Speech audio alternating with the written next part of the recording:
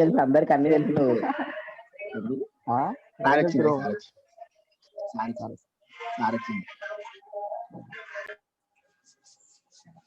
Yes, ma'am.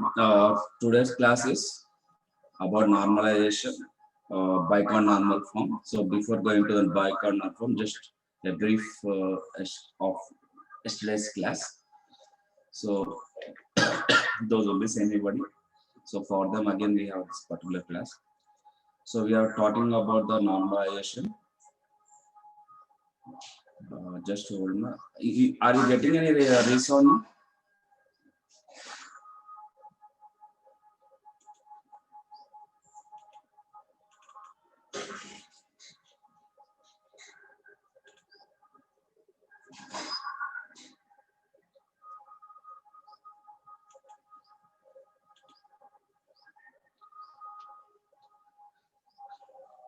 Hello sir చెప్పండి. వినబడుతుందా మీకు వాయిస్? వినబడుతుంది సార్, వినబడుతుంది. Okay right. ఎందుకంటే ఇందాక నాకు డబుల్ సౌండ్ వచ్చింది. Okay sir. Yeah, so we have something called four normalizations. First normalization, second normalization, third normalization, బైకార్డ్ normalization, fifth normalization is also there, fourth normalization also is there. So up to this, if you write biconnormal normal form, that is enough. But maybe don't know, like the paper setters, they may ask for the fifth and sixth because they may teach in other colleges. So in that manner, they may go for the fifth normalization. But for us, it is enough for us to the biconnormal normal form. So the coming to the first normalization, we have already thought that the first rule is an attribute of a table cannot hold multiple values. So one attribute should have a single value. That is what the first normalization for. So it should hold only atomic value. So it's a single value it should hold. It should not hold the multiple values. Suppose a column wants to store the names and contact details of his employee. It creates a table that looks like this. So here you can find the example. So already we have seen this kind of example. So here I have been giving one example called roll number 101. He's from New Delhi and he's having 2 phone numbers. So what is happening? Employee's phone number have two phone numbers which I am storing in a single attribute. So this should not be done. So we have been changing this pattern to the first number. So solution. So here you can see 2 employees, John and Letter, having the 2 mobile numbers. So the company stored them in the same field as you can see the above table. So it is not the first normal form. So what the normal form says, it should have the atomic single value. So I should have only one value. So I will be storing that person's like this. So John 102, 102, John is there, Kanpur, and he's having some 2 mobile numbers. So this is what the first normal form is. Okay. So which we are taught in yesterday's class. Just a brief for yesterday's class. Then coming to the second normal form. The first thing it should be that the table should contain the first normal form. Then you have to go with the no non-prime attributes is depend on the proper subset of an candidate key of the table. So we have been saying that a attribute that is not a part of any candidate key is known as non-primary attribute. So if you see the example over here, suppose the school wants to store the data of teachers. See, yesterday I have given some examples. Today I also so depending on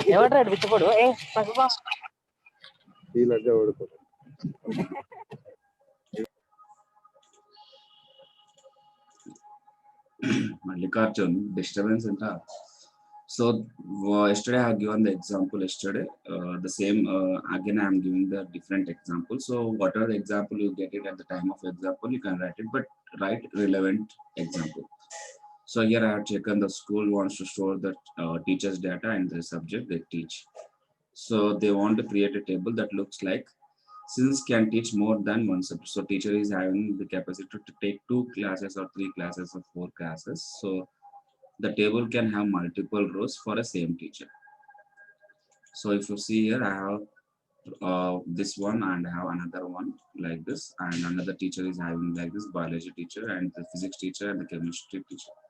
So what is happening over here? Teacher ID and subject are the candidate key.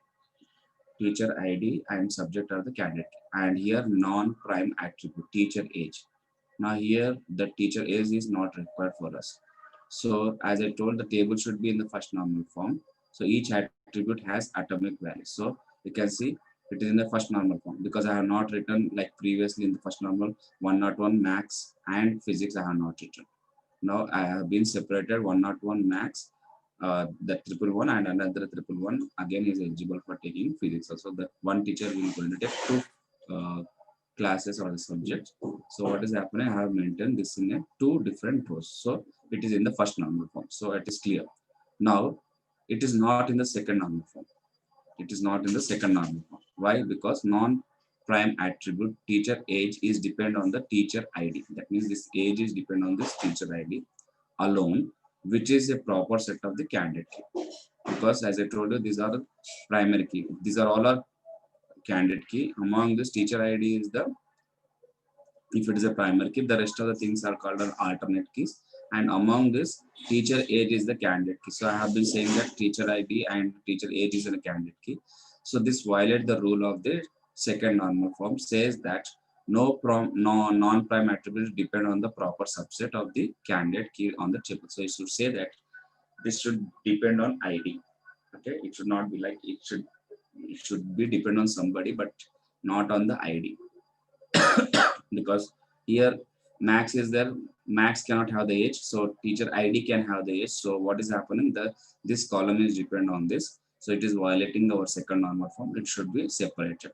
So what I'm doing over here, in order to make this to second normal form, we will break into two tables. How I'll be breaking, one is teacher details, where the teacher details will be having ID and age, and I'll be having the student teacher's subject table, where I'll be having an ID and subject.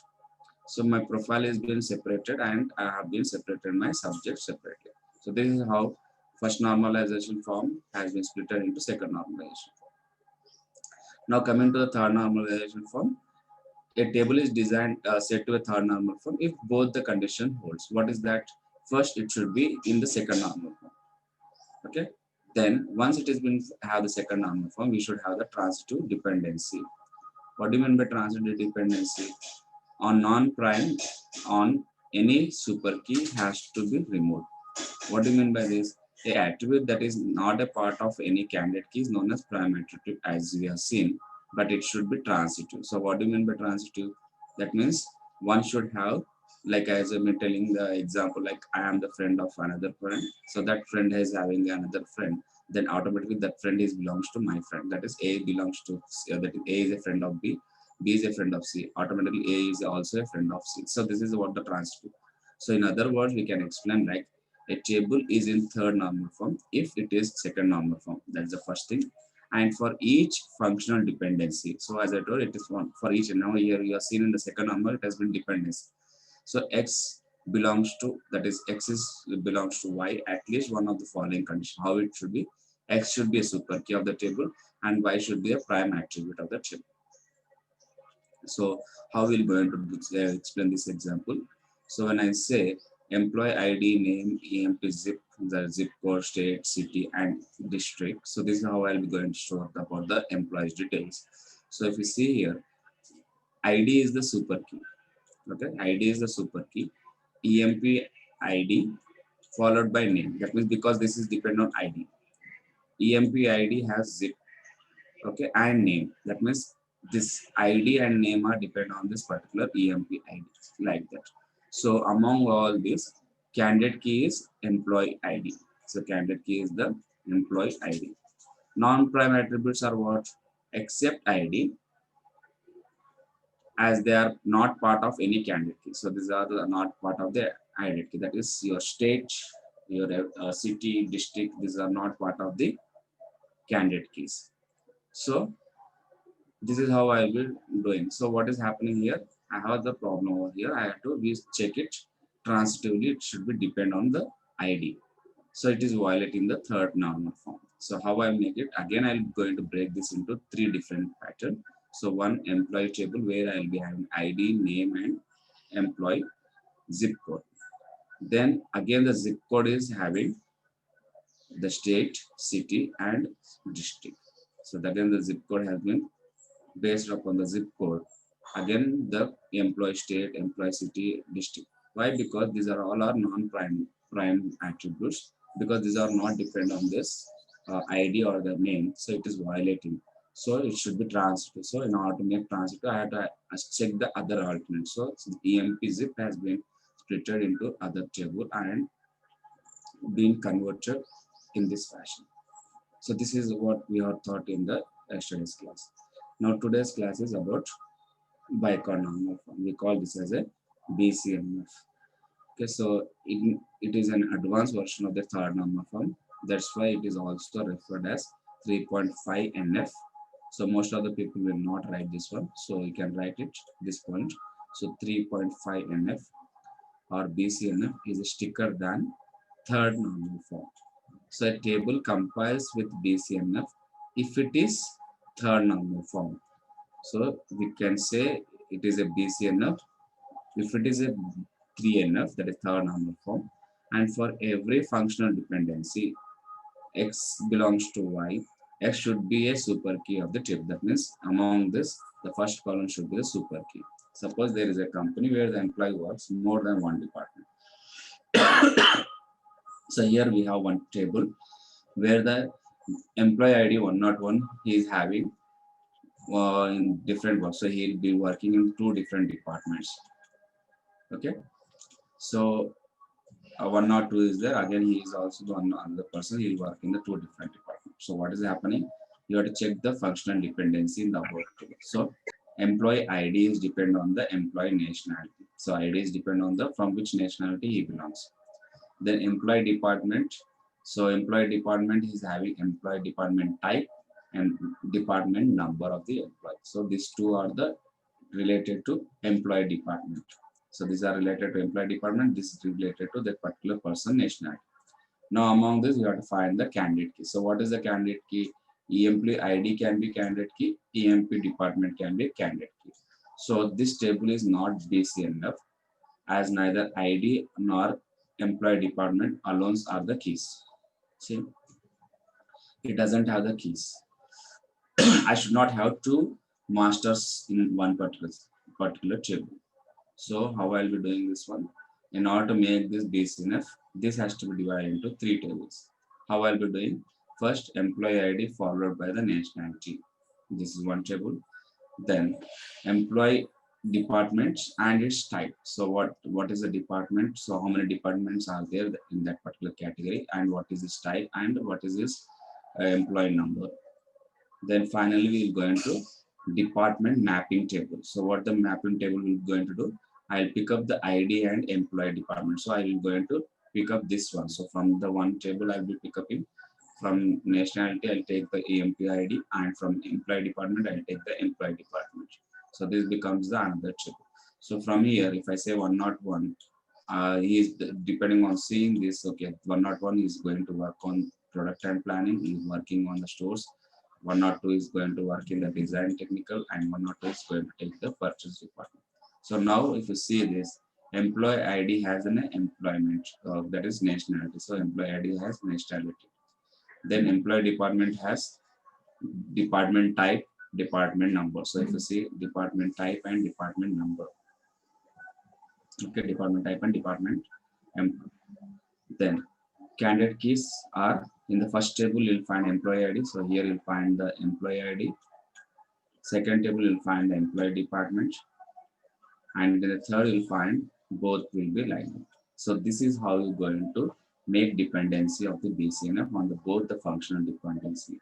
So on the 2 tables, these 2 are dependent. So the other 2 tables, whichever that has been splitted. So these 2 tables, nationality and department, these 2 are depend on this particular master table. So this becomes the master table. So like this, our bicornormal form will going to work.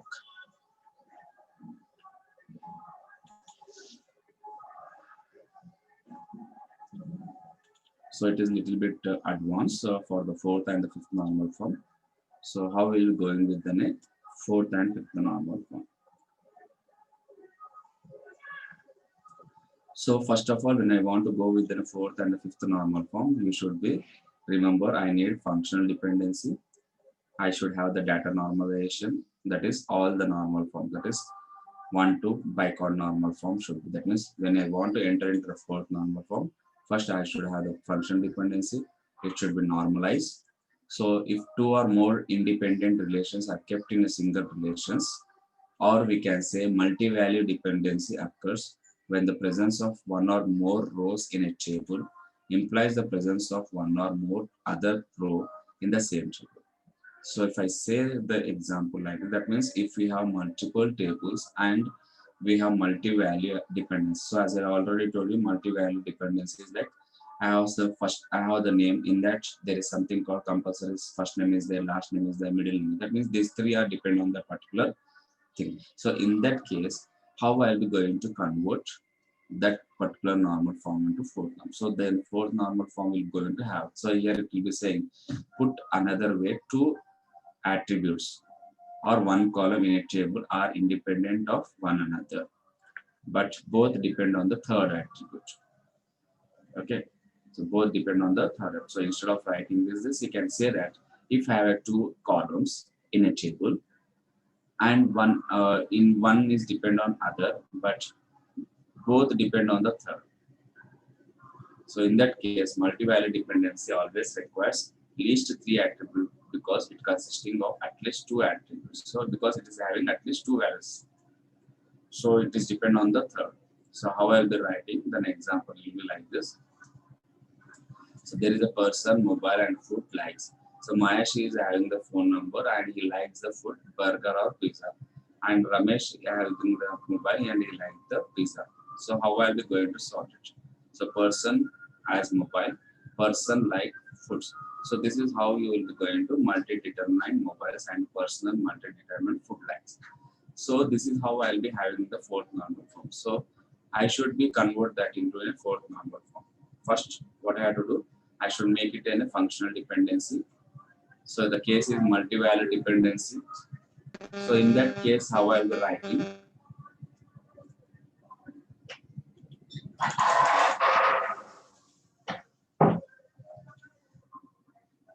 So in the fourth level, what I'll do, wherever I find no non-trivial multi-dependency other than candidate key, it builds the three normal forms. That is 1, 2, 3 it will be there, and bicorn normal form will be. So almost we have to make that table into this kind of format. Then now we have to add to the addition meeting the requirement of BCF. It cannot contain more than one multi-value dependency. So when it is BCNF says that you cannot have multi-value. So if you see the BCNF, it says that you should not have multi-value. So instead of that only, we have divided into three parts. So if you see this, we have divided this particular table into three parts. So how are we doing over here? So first I should become the bicorn normal form. So it should be convert the table into bicorn normal form. Then it should not have any multi-value dependency. That means if it is there, you should split that. So how I'll be splitting? Say I have an example. So the multi-value violate the normalization because multi-value means violating the normalization. So how are we going to create it? Consider the table. Say this is an R1 table which is having the fields called SID and name. Then we have a table called R2, CID and name. CID and name. So I have CID and name. Then again I have something called relationship. That means I want to link these two tables. So in our relational database, we will be using this cross symbol, okay, for relating these two tables. So how I'll be going to say S1, S1, S2, S2, A, B, B, and C1, C2, C1, C2, then CD and CA. So if you see this, I have something like, so I will be having linking. So S1 is having A, S2 is having B. Then, so if I have like this, what is happening? Multi-value dependency exists because I have such kind of thing. See, this is different, this is different. See, S1 is there, S1 is there. There we have one S1 is there, S2 is there, and in that we have two records C1 and C2 is there. But when I'm trying to link, the records have been coming like this. So it is multi-value dependency. So how are we going to furtherly, we are going to divide this into joint dependency. So we have to convert this into a joint dependency. That is, furthermore, we have to generalize the multi-value dependency. That means we have to split this one more and more so that it should not have get any confusion. So to if I want to join the R1 and R2 over C, equal to the relation R, then we can say that it is a join. So we have different kinds of join that will be going to come across in the third unit, like inner join, outer join. We'll be learning about that. At that time, it is going to combine your two or multiple tables using this particular join. So that concept we call as a joint dependency. So when I'm trying to link multiple tables, I'm going to get this kind of information. So how will be I am going to eradicate this one? The conversion will be like this. So here I have the another example. I have the C1, C2. So you can have the multi-value. So previously what we are writing, C1 as pen drive, comma, mic I'm saying, C2 speaker, comma, speaker. So what is happening? Then the same duplicate record has been existing. So when I try to link the R2 with R3, so what I'm doing? Bichord normal form. So in the bichord normal form, we are trying to split into three different parts. Now when I finally link this all things, then you can see here, I got the final record like this. Okay, so this is not that much important for us. So I'll suggest you not to go in depth of that. You till maintain up to bichord normal form. If you finish the bichord normal form, that is enough. If you concentrate on all this four, that is first normal, second normal, third normal, and bichord normal form, that is enough. If you understand that particular concept, then automatically when you will practice the programs at that time, we'll going to know about this particular concept. Okay, maybe this kind of things can be confuse you. So I don't want to make confused right now. So first you just concentrate on the first normal, second normal, third normal, and bichord normal form. Once we complete this particular task, then we'll be going to know we'll be aware of how we're going to make this into fifth and fourth normal form. Okay, so in our syllabus we have up to bichord normal form. Just for extra information, I have given this one.